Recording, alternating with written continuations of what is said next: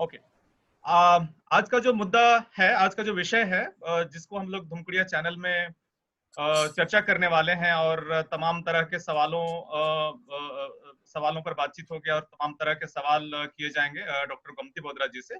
अक्सर जो सेमिनार होता है, बातचीत जो होती है, वो प्रेजेंटेशन के तरीके से होता है, लेकिन हमने सोचा कि इसको एक आदिवासी तरीके से, जो कि बातचीत के तरीके से जो तमाम तरह की समस्याओं को हम लोग सुलझाते अब तक आए हैं, हमारा जो डिस्कशन, डिबेट और बातचीत का जरिया होता है, गोल सा जगह होता है जहाँ पे हम लोग बैठते हैं, एक दूसरे का चेहरा देखते हैं और चर्चा करते हैं। तो उसी तरीके से आज हम लोग यहाँ पे कोशिश करेंगे कि सारे लोग सवाल पूछेंगे, और अगर कुछ बेहतर उनको जवाब मालूम है तो वो भी जवाब देने की कोशिश करेंगे। ऐसा नहीं कि पूरी तरीके से हमें डॉक्टर गोमती बोधरा को आज घेरना है, ऐसा नहीं है। किन्हीं को अगर बेहतर जानकारी है तो बिल्कुल साझा करेंगे। तो आज की चर्चा का विषय को आगे बढ़ाते हुए आदिवासी समाज और उनकी समस्याएं, धुमकुड़िया चैनल में डॉक्टर गोमती बोधरा जी का स्वागत है। Doctor Gomti Bodhra associate professor हैं जामिया मिलिया इस्लामिया विश्वविद्यालय में, और डिटेल में हम उनके बारे में इन्हीं से जानेंगे थोड़ी देर में, और वो भी सवाल का हिस्सा है।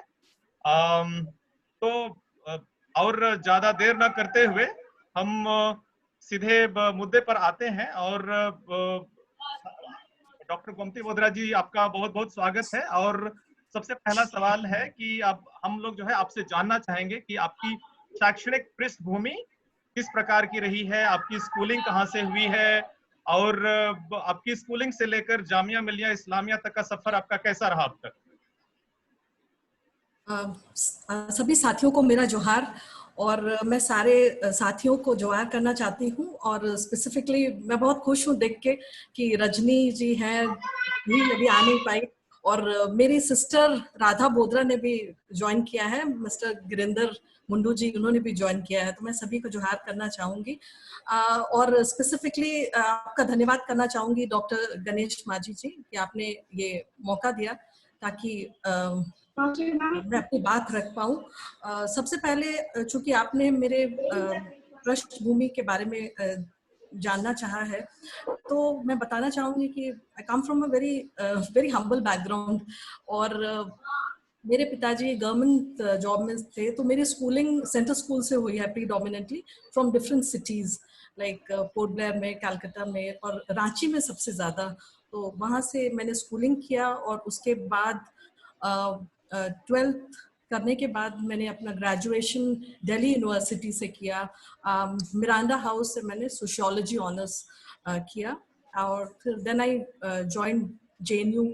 और जेएनयू में मैंने स्पेसिफिकली एक तरफ से स्पेशलाइजेशन किया on the discipline of sociology. That is like I did my MA, MPhil and PhD from CSSS JNU। और मैंने अपने टीचिंग करियर की शुरुआत दिल्ली यूनिवर्सिटी से की थी, which is considered to be a very prestigious college, and that is Shri Venkateswara college. लेकिन शुरुआत जैसे सभी की होती है, स्पेसिफिकली एकेडमिया में, लाइक आपको काफ़ी टाइम लग जाता है सेटल होने में। So it was ad hoc temporary position, taught in another IGNOU centre, Shyama Prasad Mukherjee college. And उसके बाद फिर मैंने जामिया मिलिया इस्लामिया ज्वाइन किया, डिपार्टमेंट ऑफ सोशियोलॉजी, और तब से मैं वहीं पे पढ़ा रही हूँ। That's it.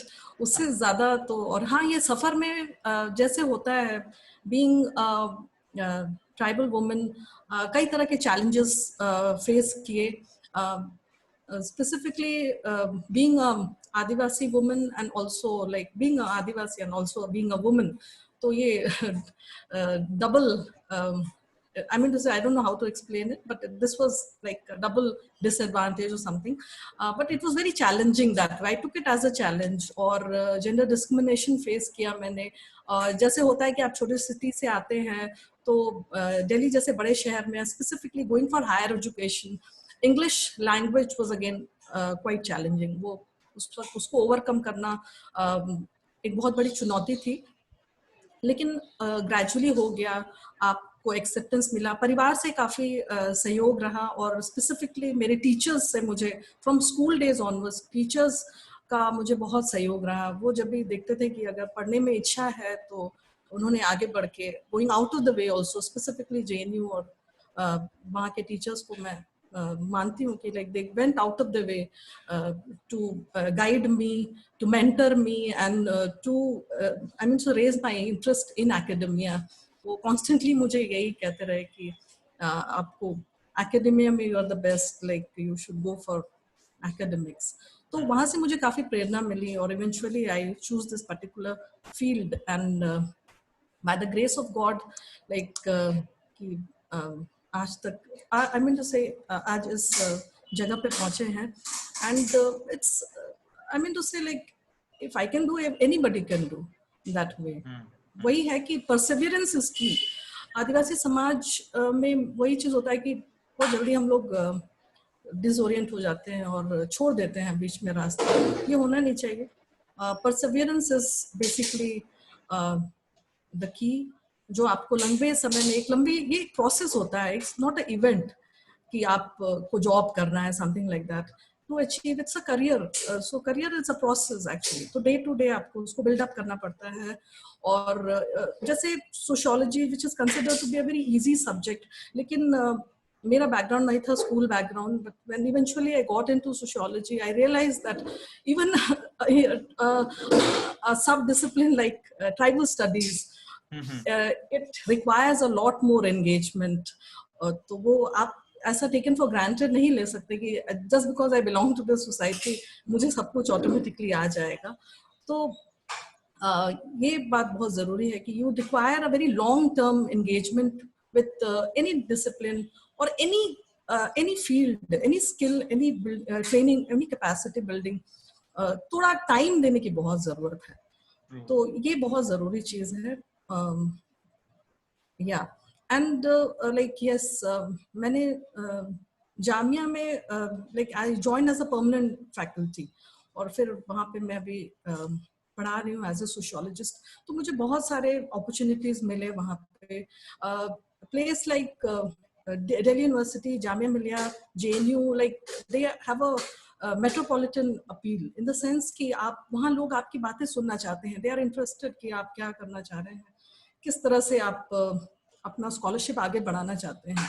तो ये एक बहुत अच्छी बात होती है कि लोग जानना चाहते हैं कि आप क्या, आपका ओरिएंट क्या है, आपका पर्सपेक्टिव क्या है, and how you are there to build up new approaches in life, or in the specifically your contribution to that particular discipline.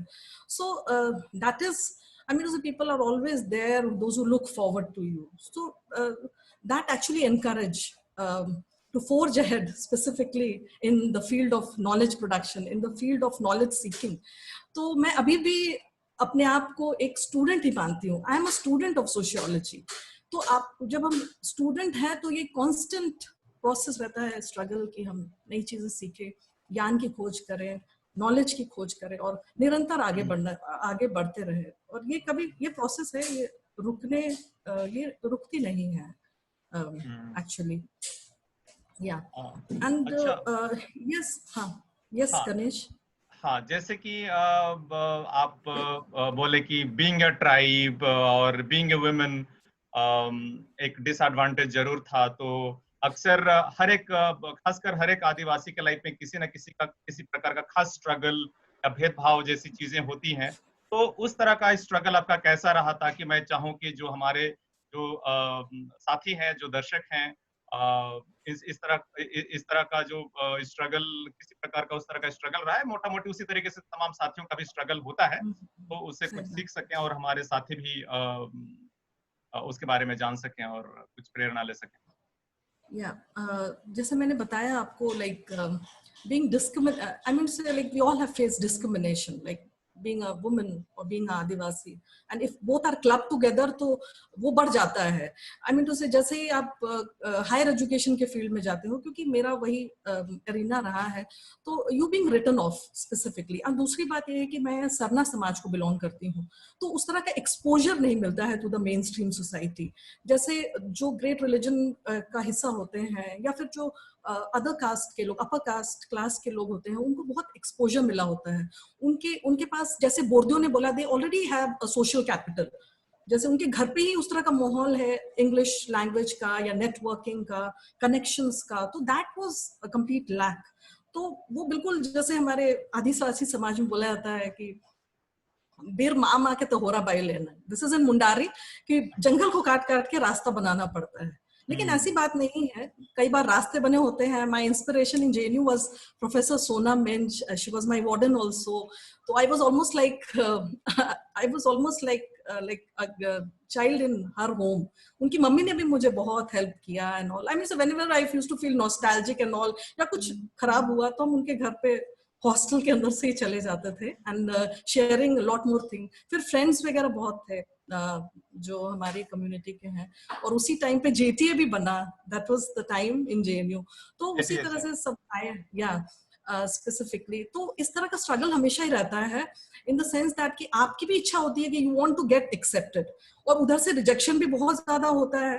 तो एक तरफ से बहुत कॉन्ट्राडिक्टरी सिचुएशन हो जाता है, and you are a lone fighter. उस वक्त आप कितनी भी कोशिश कर ले, फैमिली आपको सपोर्ट कर रहे होते, but these are like you are a lone warrior. अकेले ही आपको करना पड़ता है. At times you become very lonely also. Share करना मुश्किल है, क्योंकि सारे लोग, I mean so there are caste divide, there are ethnic divide, there are class divide also. तो ये डिफरेंट डाइवर्स बैकग्राउंड के लोग आते हैं, but eventually like I mean to say like as I mention, being Adivasi, one has to prove yourself doubly. आपके पास आपको ज्यादा प्रूव करना पड़ता है अपने आप को. बाकी लोग के पास है कि वो अपना सोशल कैपिटल लेके आए हैं, तो obviously like they are wow you are this so and so, like, and we are being written off in the very beginning. तो आपको doubly अपने आप को prove करना पड़ता है हर जगह पे, हर कदम पे, whether it's grades, whether it's giving a class presentation or making new friends. कोई भी चीज आप करें तो आपको अपने आप को doubly prove करना पड़ता है. तो ये एक चैलेंज हो जाता है, और मैं मानती हूँ कि काफी सारे लोगों के साथ ऐसा होता है. या ये तो आपका मुख्य तरीके से व्यक्तिगत जीवन रहा है. शिक्षा के क्षेत्र में किस तरीके से संघर्ष आपने किया. तो अब जो है मुख्य मुद्दे जो कि मुद्दों पर आते हैं, जिसपे कि आज विस्तृत रूप से हमें चर्चा करनी है. तो उन सवालों में और एक मतलब पहला सवाल मैं पूछना चाहूंगा कि आपका मुख्य विषय क्या रहा हुआ है, और उसके साथ साथ और किन विषयों का आपने गहन अध्ययन किया है, और उन सब चीजों से संबंधित आप जो भी आपने ज्ञान अर्जित किया है, तो आपने जो भी देखा है, तो आदिवासी समाज अभी किस किस प्रकार की मुश्किलों के दौर से गुजर रहा है, तो इसके बारे में हम लोग जानना चाहेंगे. आपका ऑब्जर्वेशन क्या है, उसके बाद फिर हम लोग इसके बारे में और विस्तृत रूप से चर्चा करेंगे. जैसे मैंने बताया कि समाजशास्त्र मेरा मुख्य विषय रहा है, एंड उसी में मैंने पूरा अपना स्टडी किया, and like that was a discipline where I had very long term engagement. लेकिन अभी जैसे हम लोग कोरोना काल में हैं, तो मैं एक बहुत ही पॉजिटिव नोट से शुरू करना चाहूंगी. Being a sociologist, I would like to give a analysis from the discipline itself. अगर आप डिसिप्लिन देखें सोशियोलॉजी और सोशल एंथ्रोपोलॉजी को, तो ट्राइब्स या ट्राइबल स्टडी उसका एक सेंट्रल सब्जेक्ट मैटर रहा है. तो अगर समाजशास्त्रीय परिप्रेक्ष्य में या सोशियोलॉजिकल पर्सपेक्टिव में आप देखेंगे कि ट्राइबल को स्कॉलरशिप में, आई मीन टू से with in this discipline sociology and anthropology, उस स्कॉलरशिप में किस तरह से परसीव किया गया है.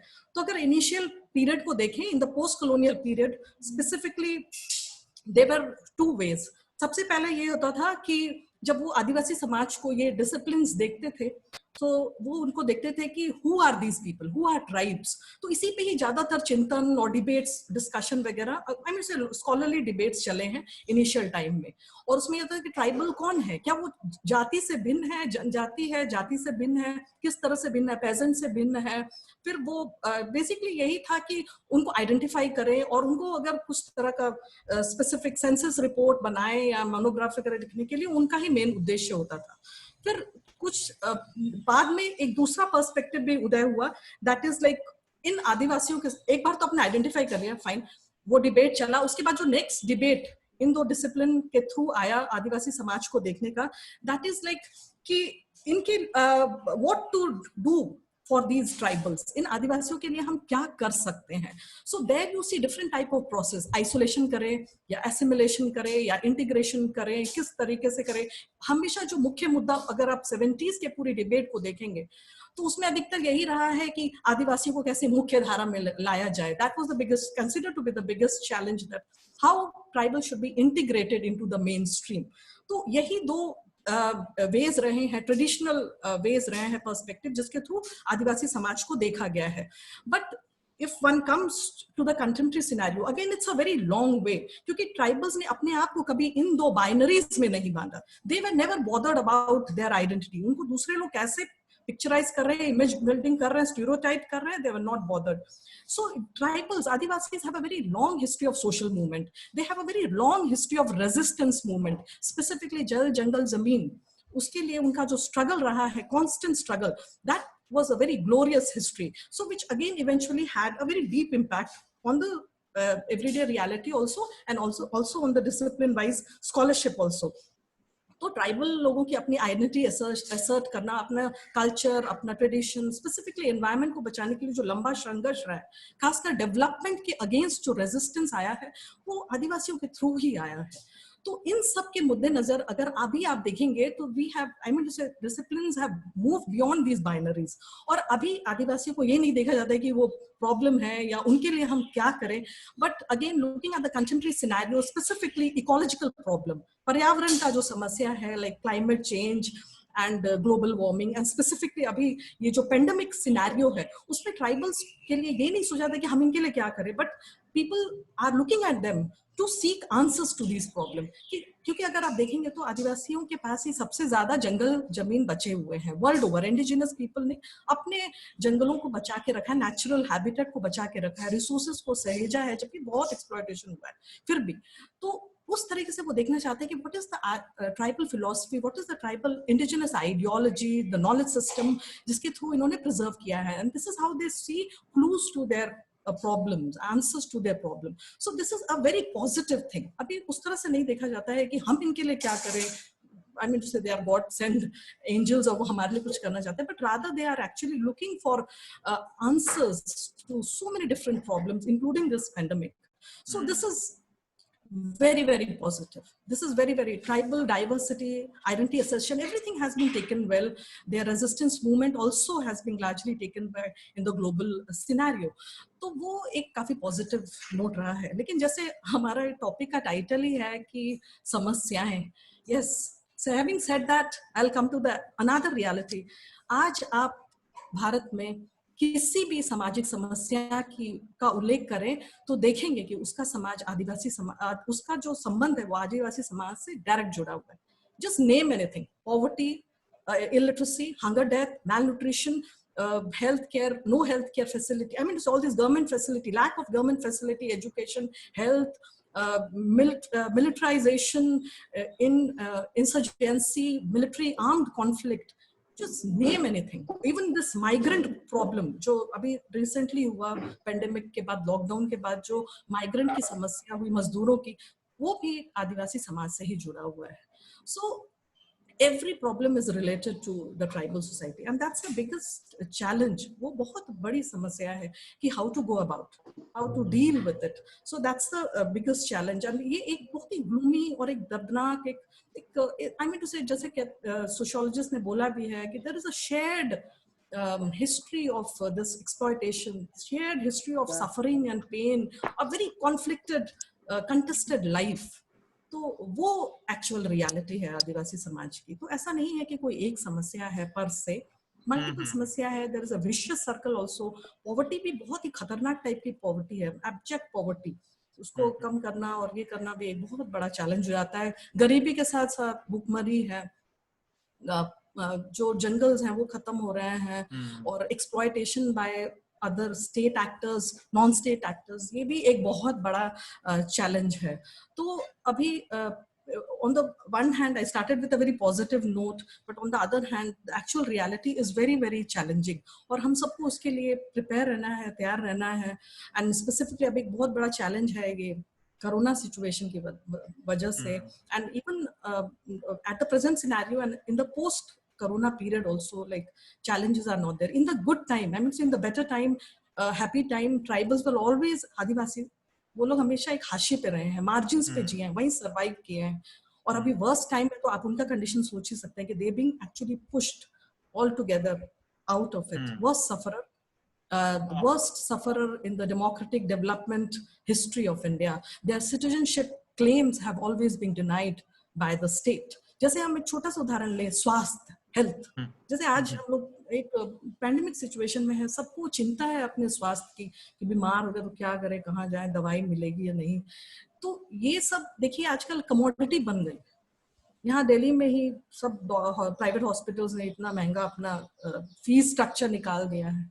तो एक्चुअली ये सब सिटीजनशिप राइट्स होते हैं, लेकिन आप दूर दराज के इलाकों में जाएंगे तो वहाँ सिटीजनशिप क्लेम जो आदिवासियों को दैट इज बीइंग डिनाइड। उनको नॉर्मल टाइम में ही दवाइयाँ नहीं मिलती, हेल्थ केयर इंफ्रास्ट्रक्चर नहीं होते हैं, और उनको जो स्पेसिफिक टाइप का जो हेल्थ चैलेंजेस है, जैसे सिकल सेल डिजीज हुआ, या फिर ब्रेन मलेरिया जो हमारे यहाँ बहुत ज्यादा होता है, एनीमिया हुआ, बच्चों का मोर्टेलिटी रेट, बच्चों से डायरिया वगैरह, उस तरह की बीमारी है, जिसको टीबी वगैरह, जिसको कंसिडर कहते हैं कि तो गरीबों की बीमारी है, तो उनका पर कोई ध्यान नहीं देते। और I mean to say like जो main rich community, mainstream caste, upper caste class community है, उनको जो समस्या होगी उस पर ही ज्यादा फोकस और कंसंट्रेशन होगा। तो ये एक बहुत बड़ा ये है कि how are we going to assert ourself, how to make claims and reclaim. तो ये एक कांस्टेंट स्ट्रगल है, ऐसा नहीं है कि हम लोग एक इवेंट के बाद रुक जाएं या बैठ जाएं। तो ये अंदर से ही आना चाहिए, ये कम्युनिटी के अंदर से ही आना चाहिए। और जैसे आप समस्याएं अगर बोलते हैं तो ऑफकोर्स उसका कुछ ना कुछ मोरलेस शॉर्ट टर्म नहीं तो लॉन्ग टर्म एक उसका समाधान भी सोचना चाहिए। Today tribe in the post, in the colonial period also, ये ब्रिटिश राज्य के टाइम पे और उसके बाद पोस्ट कॉलोनियल पीरियड में भी अगर देखा जाए तो आदिवासियों का जो सबसे बड़ा सरोकार रहा है वो स्टेट के साथ रहा है, दूसरी कम्युनिटी से ज्यादा नहीं रहा। उनको ऐसा नहीं कि हिंदू कम्युनिटी, मुस्लिम या दूसरे कास्ट, नेबर, ओबीसी, उस तरह राजपूत है, उस तरह की कम्युनिटी से उतना ज्यादा सरोकार नहीं है। It's basically their relationship with state. और ये एक आयरनी है कि 7 decades of democratic I mean to say era, tribals are the worst sufferer and state has been very cruel, very harsh on the Adivasi people. तो state के साथ relationship वो सबसे क्रूशियल होते हैं। अगर स्टेट के साथ जो डेमोक्रेटिक इलेक्टोरल प्रोसेस में अगर हम लोग अपने आप को असर्ट कर पाए, अपने ग्रीवियंस उसके थ्रू पहुंचा पाए, तो काफी समस्याओं का हल हो जाता है। State intervention, the role of state is very very crucial. अभी झारखंड में भी आप देखिए, role of state is so very crucial. श्रमिकों का प्रॉब्लम था तो उनको घर लाने के लिए इंटरवेंट किया और काफी सुलझा, काफी हद तक प्रॉब्लम चल रहा है, लेकिन उसकी कोशिशें भी हो रही है।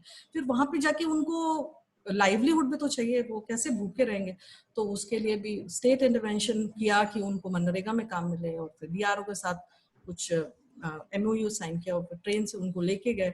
तो आई मीन उसे इस तरह का वर्क, जो चैलेंज है वो एक्चुअली रोल ऑफ स्टेट के थ्रू ही आ सकती है। सो आदिवासियों को जो रिलेशनशिप है वो स्टेट के साथ ही ज्यादा मायने रखता है, ना कि अदर कम्युनिटी के साथ। और इसकी ये एक लंबी लड़ाई थी, हम लोगों ने बहुत पहले से लड़ाई लड़ी और हम लोग काफी सक्सेसफुल भी हुए हैं अगर देखा जाए तो, policy making and all. Yes, but again अभी तो बस शुरुआत है, आगे और भी और unprecedented uncertainties will erupt, which will come up। तो uncertainty रहती है, तो उस तरह के सिनेरियो में हम लोग किस तरह से एक्ट करें, that's the biggest challenge। तो इसी से जुड़ा हुआ मेरा और अगला जो सवाल है, आप एसिमिलेशन और इंटीग्रेशन की बात कर रहे थे, तो इसी से जुड़ा हुआ एक बहुत महत्वपूर्ण सवाल आता है जो अक्सर हमेशा चर्चा में रहता है कि आदिवासी लोगों का शिक्षा, आदिवासी लोगों की शिक्षा जो है हमेशा उनको कल्चरल और उनका आइडेंटिटी को ध्यान में रखते हुए और उनका जो डेवलपमेंट की अंडरस्टैंडिंग है उसके अकॉर्डिंगली होनी चाहिए।